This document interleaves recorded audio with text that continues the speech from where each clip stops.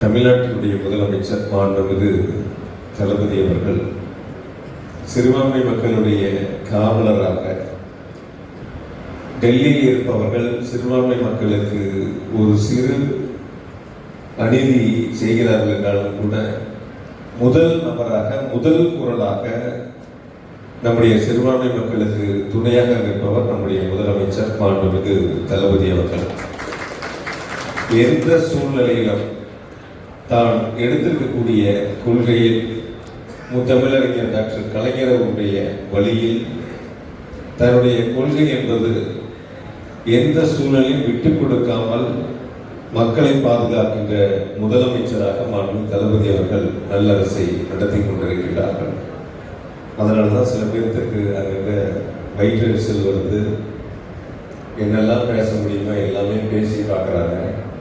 எந்த அளவுக்கு தமிழ்நாட்டை புறக்கணிக்க முடியுமோ அந்த அளவிற்கு புறக்கணித்து பார்க்கின்றார்கள்.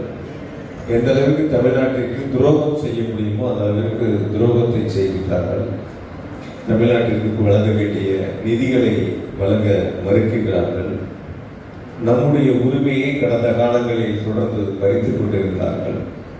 இப்பொழுது இந்தியா முழுவதும் ஒன்றிய அரசை எதிர்த்து தைரியத்தோடு ஒரு முதுகெலும் உள்ள தலைவராக முதலமைச்சராக நம்முடைய முதலமைச்சர் மாண்புமிகு தளபதி அவர்கள் தமிழ்நாட்டு மக்களுக்கும் சிறுபான்மை மக்களுக்கும் அரணாக இருந்து வருகிறார்கள். பொதுவாக ஒரு அரசு அனைத்து தரப்பட்ட மக்களுக்குமான அரசாக அனைவரையும் பாதுகாக்கக்கூடிய ஒரு அரசாக இருக்க வேண்டும். அதற்கு மாறாக ஒன்றிய அரசு செயல்படுகின்ற பொழுது தமிழ்நாட்டுடைய முதலமைச்சர்கள் எடுத்து வைக்கின்ற ஒவ்வொரு அடிகளும் நம்முடைய மக்களுக்கான அரசாக பல்வேறு நிலைகளில் பல்வேறு திட்டங்களை செயல்படுத்தி அதை முன்னெடுத்து வழிநடத்தி கொண்டிருக்கின்றார்கள். அந்த வகையில் நம்முடைய கரூர் மாவட்டத்தை பொறுத்தவரை வந்திருக்கக்கூடிய அத்துணை மக்களுக்கும் என்னுடைய அன்பு வேண்டுகோளாக நாம் இந்த ஆண்டு மிக சிறப்பாக சிந்தித்து செயல்பட வேண்டிய ஒரு ஆண்டு. வழக்கம் போல் தேர்தல்கள் வரும் போகும், ஆனால் அந்த தேர்தலை போல வரக்கூடிய 2026 தேர்தல் களம் என்பது இருக்காது. ஆகையால் நாம் அதில் சற்று சிந்தித்து கவனமாக இருக்க வேண்டும். குறிப்பாக யாரெல்லாம் புதியவர்கள் கூட வரலாம், ஆனால் அவர்களுடைய உரிமைகளுக்கே அவர்கள் குரல் கொடுக்காத போது எப்படி நாட்டு மக்களுக்காக அவர்களுடைய குரலை உயர்த்தி சொல்ல போகிறார்கள்? எனக்கு ஒரு பிரச்சனைனா முதல்ல நான் வாயிலிருந்து பேசணும். என்னுடைய உரிமையை நான் தட்டி பறிக்கின்ற பொழுது மற்றவர்கள் பறிக்கின்ற பொழுது அதை என்னுடைய உரிமையை பறிக்கிறார்கள் என்பதற்காக நான் என்னுடைய குரலை முதலில் ஓங்கி ஒலிக்க வேண்டும்.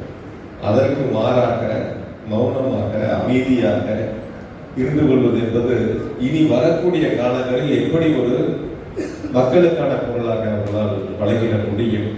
ஆக எந்த வகையிலும் நம்முடைய வாக்குகள் ஒரு வாக்குகள் கூட சிதறாமல் முதலமைச்சர் அவர்களுக்கு வாக்களிக்கக்கூடிய வகையில் ஒரு உறுதுணையாக இருந்திட வேண்டும் என்று உங்கள் அனைவரிடத்திலும் நான் உங்களோடு கேட்டுக்கொள்கின்றேன்.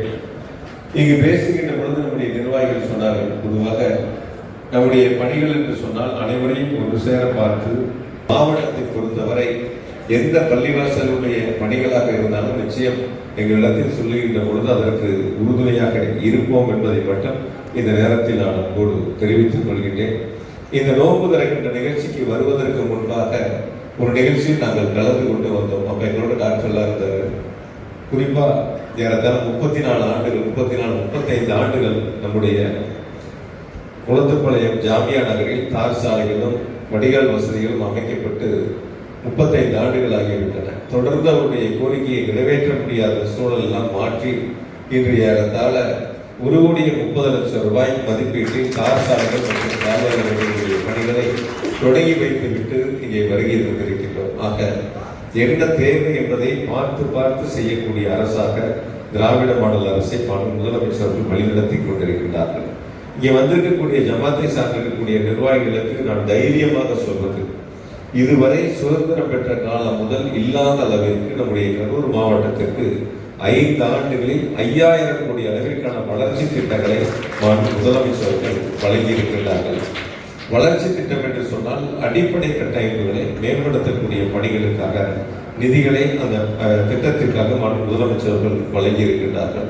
குறிப்பாக நம்முடைய அரவக்குறிச்சி சட்டமன்ற உறுப்பினர் இருக்கிறார். ஒரு அரசு கலை மற்றும் அறிவியல் கல்லூரியை அரவக்குறிச்சிக்கு தந்திருக்கிறார்கள். மாவட்டத்துக்கு ஒரு அரசு வேளாண்மை கல்லூரி தந்திருக்கிறார்கள். புதிய பேருந்து நிலையம், காமராஜ் மார்க்கெட் வணிக வளாகங்கள், வெங்கமேட்டிலே மீன் அங்காடிகள், குளித்தலையிலே 40 கோடி ரூபாய் மதிப்பீட்டிலே அரசு மருத்துவமனையிலே கூடுதல் புதிய கட்டிடங்கள். இப்படி தொடர்ச்சியாக இன்னைக்கு காலையில் ஒரு வரலாற்று சிறப்புமிக்க நிகழ்வு கரூர் மாவட்டத்திலே நடந்தது. முதலமைச்சர் நம்முடைய கரூர் மாவட்டத்திற்கு 38 கோடி 50 லட்சம் ரூபாய் மதிப்பீட்டில் ஒரு புதிய மினி ஐடி பார்க் அமைப்பதற்கான அடிக்கல் நாட்டி இன்று அந்த பணிகளை தொடங்கி வைத்திருக்கிறார்கள். நம்ம இருக்கக்கூடிய மாணவ செல்வங்கள் படித்தவர்கள் எல்லாம் ஐடி வேலைக்கு செல்கின்ற பொழுது வேறு ஊர்களுக்கு செல்லக்கூடிய சூழலை மாற்றி நம்முடைய மண்ணிலேயே பணிபுரிவதன் அளவுக்கு நம்முடைய பகுதிகளுக்கும் ஒரு ஐடி பார்க்கை முதலமைச்சர்கள் தருகிறார்கள் என்று சொன்னால், கேட்டது எதுவும் இல்லை என்று சொல்லாத தலைவர், அனைத்தையும் தந்த முதல்வர் நம்முடைய முதலமைச்சர் மாண்புமிகு தளபதி அவர்கள். எனவே வந்திருக்கக்கூடிய நம்முடைய அனைத்து நிர்வாக பெருமக்கள் உங்களிடத்தில் அன்போடு மீண்டும் வேண்டுகோளாக வைப்பது 2026 நமக்கான களம். நிச்சயமாக இரண்டாவது முறையாக திராவிட மாடல் அரசு 2.0 ஆட்சி அமைத்து நம்முடைய முதலமைச்சர்கள் ஆட்சி பொறுப்பை ஏற்க வேண்டும். அதற்கு நம்முடைய கரூர் மாவட்ட மக்கள், குறிப்பாக நம்முடைய ஜமாத்தை சார்ந்திருக்கின்ற நிர்வாகிகள் அனைவரும் முழு ஒத்துழைப்பை வழங்கிட வேண்டும் என்று அனைவரிடத்திலும் இந்த நேரத்தில் அன்பான வேண்டுகோளாக சொல்லி, தொடர்ந்து ஒவ்வொரு ஆண்டும் நடைபெறக்கூடிய இந்த சிறப்பு வாய்ந்த நிகழ்வுகளில் பங்கெடுக்க செய்திருக்கின்ற அத்துடைய நிர்வாக பெருமக்களுக்கு என்னுடைய அன்பு கலந்த நன்றி வணக்கத்தையும் அன்போடு தெரிவித்துக் கொள்கிறேன்.